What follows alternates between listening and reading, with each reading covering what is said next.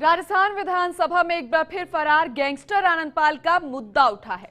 Ferrari के साथ ही सदन में ये बातें सामने आई है कि जयपुर में सोमवार को जिस लग्जरी कार से बदमाश फरार होने में कामयाब हुए वो नेता प्रतिपक्ष रामेश्वर डूडी के चाचा की थी। हालांकि इसी कार में सवार एक शार्प शूटर बदमाश को पुलिस ने धर दबोच लिया था और सदन में उठे इस मामले पर अब जमकर हंगामा भी देखने को मिल रहा है। होना ही था क्योंकि मुद्दा बेहद गंभीर है। सरकार और पुलिस प्रशासन पर लगातार मिलीभगत के आरोप भी लग रहे हैं। वहीं आखिर ये आनंदपाल है कौन, ये जानना बेहद जरूरी है। मामला आखिर है क्या और कितने मुखौटों में और कहां है आनंदपाल, दिखाते हैं इस खास रिपोर्ट में।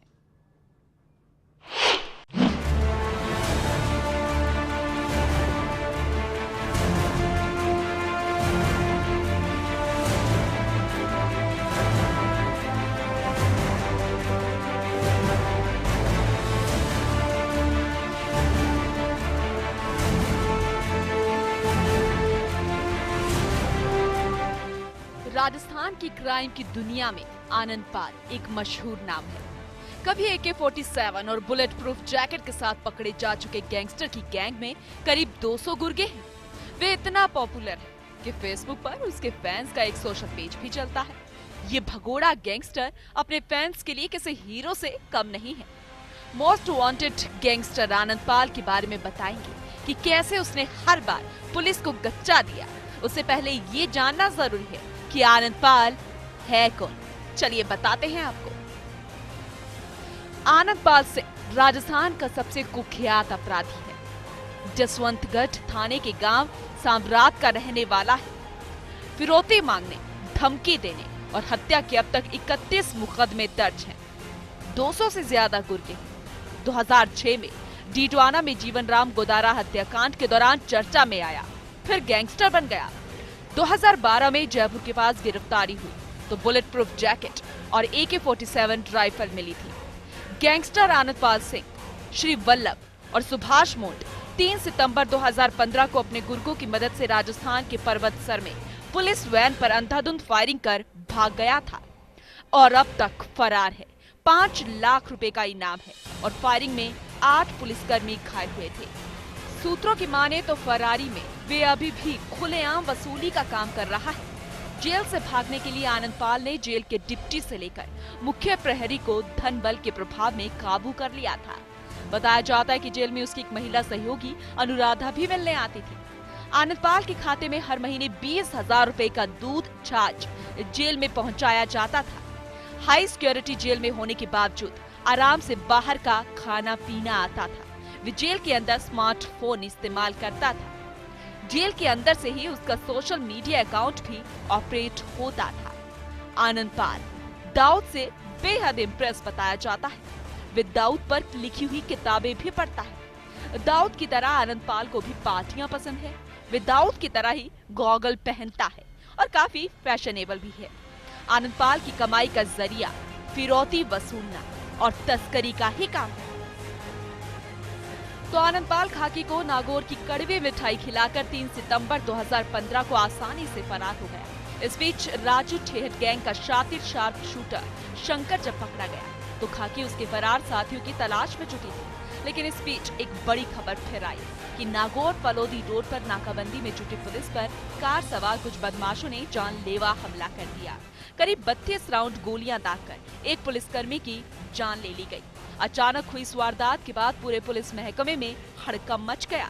बदमाशों द्वारा पुलिस पर गोलियां दागने का मामला राजस्थान के लिए एक बड़ी वारदात बन चुकी थी। लेकिन बदमाश इस वारदात को अंजाम देकर कहां फरार हो गए, पुलिस इस उलझी पहेली को नहीं सुलझा सकी। लेकिन इस वारदात की एक दूसरी तस्वीर भी यहाँ सामने आई जो एक बड़ा सवाल छोड़ गई। दरअसल नागौर इलाके में पुलिस पर जिन लोगों ने फायरिंग की थी वो लोग कौन थे? लेकिन फर्स्ट इंडिया की तहकीकात में ये सामने आया कि ये शातिर वो लोग नहीं थे जो जयपुर से फरार हुए थे, बल्कि ये गुनहगार थे आनंदपाल के गुर्गे। वहीं बरामद फॉर्च्यूनर गाड़ी से जो सबूत मिले और प्रारंभिक पड़ताल के आधार पर पुलिस का भी मानना है कि मोंटी कार चला रहा और आनंदपाल ने फायरिंग की। अब तक की पड़ताल के बाद पुलिस इस निष्कर्ष पर पहुंचती नजर आ रही है। इस बीच नागौर पुलिस ने गुरुवार रात आनंदपाल के बहनोई गजेंद्र सिंह और उसके साथी धर्मपाल को 2.5 किलो अफीम के साथ धर दबोच लिया। कुल मिलाकर ये कुख्यात गैंगस्टर एक बार फिर पुलिस को गच्चा देने में कामयाब हो गया। वहीं एक और चौंकाने वाला मामला सामने आया, जिससे पुलिस के बड़े बड़े दावों की पोल खुलती हुई नजर आ रही है। जिस आनंदपाल सिंह को राजस्थान पुलिस और एसओजी पिछले 67 महीने से सरगर्मी से तलाश कर रहे थे, वे उन्हीं दिनों जोधपुर के एक हॉस्टल में स्टूडेंट बनकर फरारी काट रहा था। जी हाँ, ये चौंकाने वाला खुलासा हुआ है आनंदपाल के गुर्गों से हुई पूछताछ में। इसके अलावा गिरफ्तार हुए आनंदपाल गिरोह के 2 सदस्यों ने कई ऐसे खुलासे किए जिनसे नागौर पुलिस के पैरों के नीचे से जमीन खिसक गई। वहीं एक तरफ राजस्थान के गृह मंत्री गुलाब चंद कटारिया आनंदपाल गैंग को नेस्तनाबूद करने की बात कहते हैं, तो वहीं दूसरी तरफ उसी गैंग के शातिर पुलिसकर्मी की जान ले लेते हैं, और वो शायद आनंदपाल ही हो, जिसे इनकार नहीं किया जा सकता। लेकिन बोले भी तो किस मुंह से, क्योंकि बिना खाकी और सियासी सहायता से ये संभव भी तो नहीं। सवाल बड़ा है, जिसका जवाब फिलहाल राजस्थान पुलिस भी खुलकर नहीं दे पा रही। और रही गिरफ्तारी की बात, वो अब एक बड़ी चुनौती बन गई है। लेकिन गैंगस्टर तो यही है, प्रदेश राजस्थान में, वो भी कई मुखौटों में खुलेआम। Bureau report, first India.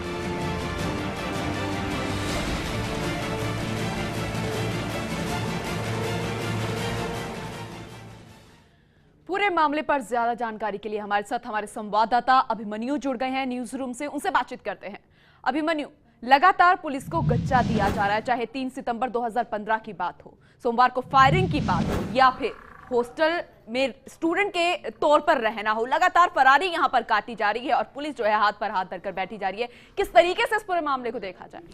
देखिए, आनंदपाल बेहद ही शातिर अपराधी है और पुलिस कभी भी उसकी चालों को समझने में हमेशा नाकाम रहती है। जिस तरीके से वो जेल से भागा था, वो अपने आप में एक बहुत नाटकीय घटनाक्रम था। कैसे मिठाइयों के जरिए उसने पुलिसकर्मियों को अचेत किया और कुछ पुलिसकर्मियों की मदद से भागने में कामयाब रहा। अब उसने नया तरीका अपनाया। खुद पुलिस ने जब उसके पोस्टर जारी किए तो उसके 3 अलग अलग तरीके के पोस्टर जारी किए गए, जिसमें अलग अलग चेहरे उसके बताए गए। कैसे वो कभी बहरूपिया बनकर पूरे बाल वगैरह हटाकर अलग चेहरा इख्तियार कर लेता है, कभी वो दाढ़ी और मूंछें बढ़ाकर एक बाबा का चेहरा इख्तियार कर लेता है। तो पुलिस के लिए हमेशा से ये सिरदर्दी रही है कि आनंदपाल को कैसे पहचाना जाए। और इस बार जिस तरीके का ये खुलासा हुआ है कि जोधपुर के जसवंत हॉस्टल के अंदर उसने 7 महीने का समय बिता दिया, जैसा ये जो छात्र हैं एलएलबी के ये बता रहे हैं, तो अपने आप में ये भी काफी चौंकाने वाली बात है कि एक छात्र बनके वो कैसे एक हॉस्टल में रहा। और ये अपने आप में बहुत बेहद ही पुलिस के लिए चौंकाने वाली चीज है कि अगर आनंदपाल इस तरीके से छुपता फिरेगा तो पुलिस कहां कहां उसको तलाशेगी।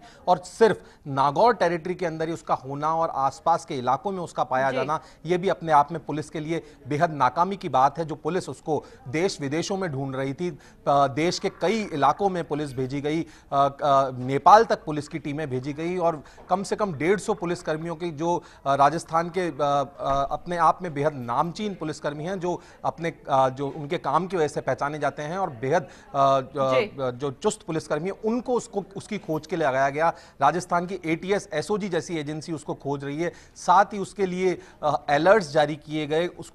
उसका जो विदेश जाने पर उसका जो पूरा जो किसी बड़े अपराधी के साथ किया जाता है, वैसा पूरा अलर्ट जारी किया गया। लेकिन फिर भी पुलिस नाकाम रही। सारे राज्यों में खाक छान के आई और वो चंद जिलों में ही घूमता फिरता वांटेड है। 5 लाख रुपए का इनाम है। लगातार विदेशों में जाने की बात यहां पर की गई, चाहे वो नेपाल हो या फिर दूसरी जगह हो। क्या महज एक अफवाह मानी जाए कि जानबूझकर ये अफवाह यहां पर उड़ाई गई थी?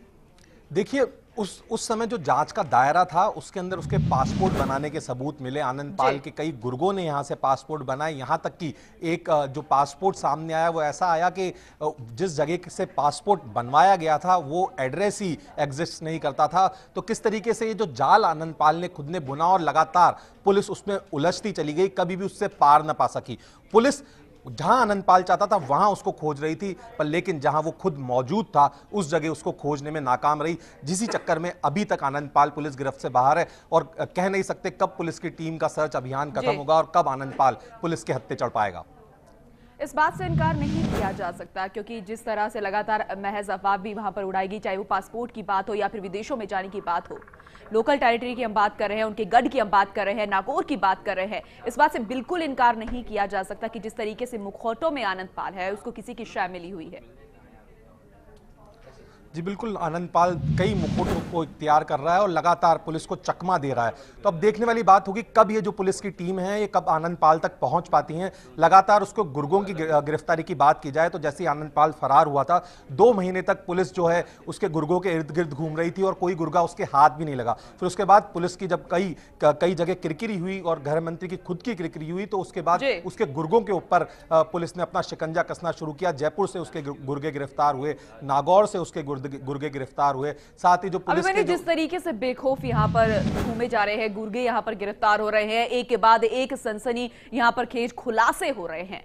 लगातार गृह मंत्री पर आरोप लग रहे हैं, सुरक्षा की नाकामियां यहाँ पर विपक्ष द्वारा गिनाई जा रही है। क्या अब अपने बचाव में सरकार जो क्या कहती फिरती नजर आ रही है, नेस्तनाबूद करने की बात यहाँ पर करती है, लेकिन फिलहाल अब किस तरीके से इख्तियार यहाँ पर सुरक्षा जो है की जाएगी, क्या दावे अब किए जा रहे हैं? देखिए, अभी पूरी तरीके से पुलिस ने जो अलर्ट था, जैसे ही ये जयपुर से ये शुरुआत हुई उसके बाद से लगातार जो चेकिंग है वो जारी कर रखी है पुलिस ने। पूरी तरीके से कोई भी चांस अब पुलिस नहीं लेना चाह रही और जो पूरा इलाका जो नागौर से सटा इलाका है जहां पर आखिरी बार उसके होने की बात सामने आई है उसकी पूरी तरीके से किलेबंदी की जा चुकी है। लेकिन सबसे बड़ा सवाल ये उठता है, अभिमन्यु, ये सवाल भी खड़ा होता है, एक पुलिसकर्मी की यहाँ पर एक जवान की मौत हो जाती है, फायरिंग के दौरान वो वहां से गाड़ी छोड़कर भाग जाते हैं। ऐसे में एक चुनौती यहाँ पर खड़ी हो गई है कि जब उस वक्त जब गुर्गे की बात हो रही थी उनके, या फिर चाहे वो राजू ठेठ के गुर्गे हों या फिर आनंद पाल के, लेकिन बाद में यहाँ पर सबूत बताते हैं कि वो आनंद पाल ही था या उसके गुर्गे ही थे। ऐसे में उनको तब नहीं पकड़ पाए। ऐसे में अब एक बड़ी चुनौती यहाँ पर खड़ी होती है। ऐसे में अब क्या किया जाएगा? देखिए, अपने आप में काफ़ी चौंकाने वाली बात है। लगातार जिस व्यक्ति को 7-8 महीने से पुलिस खोज रही है वो उसी इलाके में घूम रहा है जहां से वो फरार हुआ था। तो ये अपने आप में पुलिस की सबसे बड़ी नाकामी इसको कहा जाएगा। साथ ही अगर जयपुर के गुर्गों की वजह से आनंद पाल सामने आया तो वो भी पुलिस के लिए एक देखने वाली बात होगी कि पुलिस पकड़ने किसको जा रही थी और हाथ कौन लग गया। सीधी सी बात ये थी क्योंकि पुलिस का आनंद पाल का वहां मौजूद होने का बिल्कुल भी पुलिस को अंदाजा नहीं था कि आनंद पाल यहां मौजूद हो सकता है। जो तलाशी अभियान था वो यहां जयपुर से जो राजू ठेठ के गुर्गे थे उनके लिए चलाया जा रहा था। पूरे प्रदेश में एसओजी ने, एटीएस ने अलर्ट जारी किया जिसके चलते आनंद पाल नागौर में पुलिस के सामने आया और उसकी पुलिस से मुठभेड़ हो पाई। तो पुलिस की जो सबसे बड़ी नाकामी यहां देखने को मिली है और इससे सवाल पुलिस के पूरे सिस्टम पे उठता है कि आखिर इतना बड़ा पुलिस का अमला चाहकर भी राजस्थान के कुछ जिलों में छुपे हुए आनंद पाल को और उसके गुर्गों को नहीं पकड़ रहा। तो सबसे बड़ा सवाल पुलिस की कार्यप्रणाली पर यहां पर खड़ा होता है कि आखिर पुलिस किस तरीके से जांच कर रही है, क्या इनका सुरक्षा जो एजेंसियां हैं वो किस तरीके की जांच कर रही है। आखिर वो खुद जाकर पैसे वसूली कर रहा है, उसके गुर्गे पैसे वसूली कर रहे हैं, कोई व्यापारी सामने नहीं आ रहा। लेकिन पूरा खेल बदस्तूर काफी लंबे समय से ऐसा का ऐसा जारी है। बिल्कुल अभिमन्यु, यही सवाल यहाँ पर खड़ा हो रहा है। दूसरी तरफ बस अब यही जानना बेहद जरूरी है अभिमन्यु कि क्या वाकई वो राजस्थान में ही है, क्योंकि जिस तरीके से सबूत इशारा कर रहे हैं। दूसरी तरफ गाड़ी में जो भी सामान मिला था, जो भी सबूत यहाँ पर मिले थे, वो पूरे तरीके से पुख्ता यही करते हैं कि वो आनंद पाल ही वहां पर उस गाड़ी में मौजूद था। इसे लेकर अब पुलिस जो प्रशासन है वो क्या कहता हुआ नजर आ रहा है, या फिर वो भी यहाँ पर इनकार कर रहा? देखिए, पुलिस लगातार आनंद पाल के सवाल से बचती हुई नजर आई है। हमेशा गृह मंत्री ही आकर कुछ बोले हैं आनंद पाल के बारे में, या पुलिस ने कभी कुछ बोला है तो जब कोई कार्रवाई, किसी गुर्गे को पकड़ने की कार्रवाई हो या किसी तरीके की कोई छापेमारी की कार्रवाई हो, उसके बारे में पुलिस ने बताया। कभी भी पुलिस सामने होकर आनंद पाल से जुड़ी कोई भी जानकारी बताने नहीं आती है। हमेशा बचती हुई आनंद पाल के सवाल से नजर आती है। तो यहां पर भी अभी पुलिस किसी भी तरीके का जो पुष्टि है वो इस मामले में नहीं कर रही है, क्योंकि इसमें भी ये देखने वाली बात हो सकती है कि आखिर ये फिर से आनंद पाल का ही बिछाया हुआ कोई नया जाल तो नहीं है जिसमें वापस से पुलिस उलझ कर रह जाए। लेकिन मोटी रकम गाड़ी से मिलना, हथियार जिस तरीके का इस्तेमाल हुआ है, वो जो गोलियां वहां मिली हैं वो चुराई हुई आनंद पाल की गैंग की चुराई हुई गोलियां, तो ये सारी चीजें इशारा आनंद पाल की ओर करती हैं, उसके गुर्गों की ओर करती हैं। और जिस तरीके का हुलिया ग्रामीणों ने बताया तो आनंद पाल का वहां होना अपने आप में सारे सबूत उसी और इशारा कर रहे हैं कि आनंद पाल खुद वहां मौजूद था। तो अब पुलिस के लिए चुनौती अपने आप में है कि इस छोटे से और कई सवाल भी है, और ये भी सवाल है कि अब वाकई वहां पर आनंद पाल था या फिर एक बिछाया हुआ जाल था। शुक्रिया अभिमन्यु तमाम जानकारी देने के लिए। तो कई मुखौटों में आनंद पाल राजस्थान में ही घूम रहा है, ऐसे सबूत जो है वो इशारा कर रहे हैं, लेकिन किस मुखौटे में है, आखिर उसकी पहचान क्या है, वही मुसीबत जो है वो पुलिस प्रशासन के लिए बनी हुई है। और सरकार जो है वो लगातार आरोपों में घिरती हुई नजर आ रही है।